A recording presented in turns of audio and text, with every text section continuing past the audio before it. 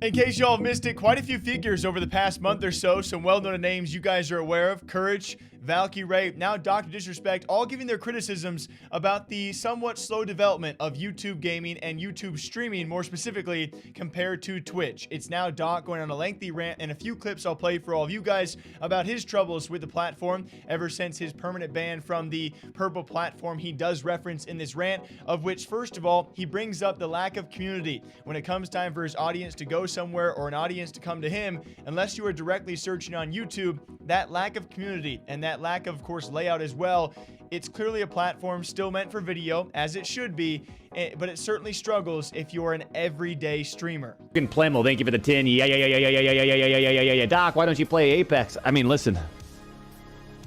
There's literally no streaming community here. Let me just go ahead and break it down. There's no streaming community on YouTube. Okay? I'll be straight up, like, streaming on YouTube, it's terrible. There's no community, right? Like, when I get off, it goes nowhere. You guys don't have an opportunity to, you know, take your energy somewhere else and continue it on and then bring it back, right? There's no games that are just absolutely flourishing on YouTube, right? If I play Apex, Jesus Christ. I mean, I'm going to have to, like, market my stream in newspaper ads or something in order for someone to come across it. That's why I don't play Apex. Unfortunately, that's how it is. I hope YouTube does something, man. I hope YouTube does something with their streaming. I think there's got to be a streaming network, man, that's just like has built-in tools and super interactive. I mean, that's what streaming is, right? It's a live. It's a live stream. You're watching someone play live, and you're able to interact with them and within the seconds. You know, a whole set of tools should be built just around that aspect, that concept. Between the interaction with the chat, the community, the streamer, and have that all integrated into one. And, I don't know, man. Like, we don't even have clips. You're talking about the Michael Jordan here. I don't even have clips on my channel. Come on, man. Jesus Christ. I kind of disagree with the lack of YouTube community, to be honest, Doc, but you feel the way you put it down to us. It's a Soldier Q on YouTube. No, I'm talking live streaming community. There isn't a live streaming YouTube community that is healthy, that is thriving, right? There isn't. I mean, once I end today's stream, it's like this hole that just gets swallowed up, and there's nowhere to go for you guys. I mean, you're gonna have to search. You're gonna have to go through like the news, the podcasts, live podcasts, and sports and news, and then go past all the Roblox shit. Then maybe you'll find someone streaming a game. I don't know.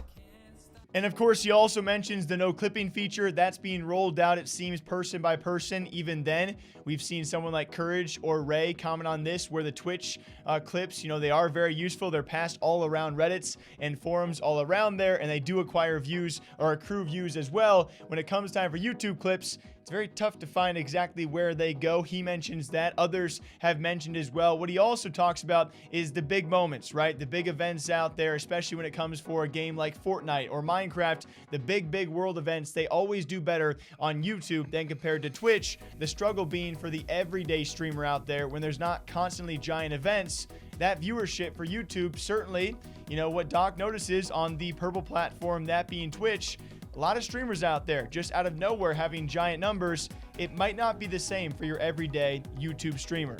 Massive audience and reach that it has, but I think like the way their live streaming is built, it's built for events and tournaments and, you know, new games that just came out, and if there's a lot of hype around the game. But then again, like, it's the video content that's going to be pushed out first. People don't come here for the live streaming of that event. It's just, chats get closed down, you know? There's not a bar on the left side that shows who's like live streaming right now, and you can go check it out and then bounce back and forth. And it's not fluid like that, man. Kind of sucks. Champs, it's like we're alone on an island.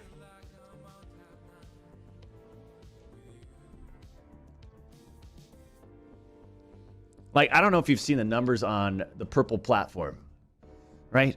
But the numbers are crazy. I mean, I feel like I'd be streaming in front of 100K every single day or something. I don't know. Maybe not that much, but in my mind it would feel like that. But I mean, I don't know if you guys seen the viewership numbers over there, man. I don't know if they're botting or what, but holy shit. I mean, it's literally like doubled since we were there.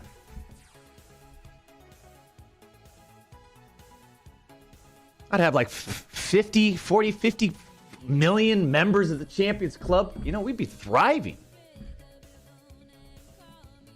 I mean, and you don't even have to try. That's the thing. It feels like you don't even have to try over there anymore, man. They just give you numbers.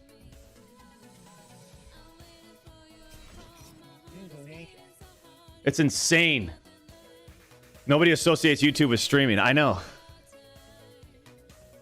Listen, I'm not a YouTube content. I mean, I could be a content creator built for YouTube if I changed my entire process. But my foundation, the process, is built around the streaming experience, baby. Okay, and what comes from that? People keep saying get your own streaming service. I'm not going to do that. I mean, that's already been tried. I mean, with lots of funding behind it. It was called Mixer. Obviously, it didn't work out. I don't know if people observe streams. I haven't gone through the process of like becoming a member of the streaming community. I tried to go through that process with YouTube. It's impossible. It doesn't flow. It doesn't connect. It's discovery. You have to go deep and discover. Right? It's not like the Purple platform, right? Where, I mean, 60,000 here. This guy's playing, he's got 60K viewers, 50K. Like, I feel like viewership's just all over the place, and you have it all categorized. Everything's live, and you can just transfer in between, and it's your account's connected to this thriving place. If YouTube needs to compete, like if YouTube wants to, if they're serious about creating a live streaming platform, right?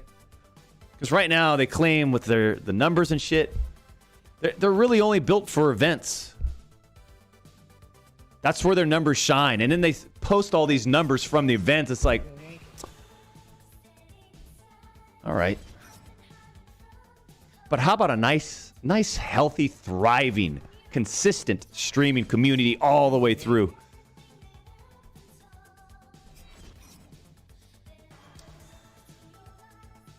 Honestly, I don't do Facebook. See, I don't either. I don't even have a Facebook. I mean, I do, but it's... And at the end of the stream, it's actually Doc talking about Facebook as well. If you guys missed a few months back, I think he was actually maybe considering going to Facebook for a few tester streams. One of his buddies, Z-Laner, actually currently still streams on Facebook and does very well for himself. A platform that Doc is not all too familiar with and not even sure if he can stream on both YouTube and Facebook at the same time. During the same stream, he went on a long conversation outside of just the YouTube things, but as well with Facebook and some references back to Twitch, of which he is still permanently banned from. But yeah, plenty of YouTube streamers out there have their complaints about the lack thereof of a lot of additions that Twitch still has, and YouTube is slowly working towards. What do you guys think? Until next time, take a sip for me. I'll catch you back here sometime soon.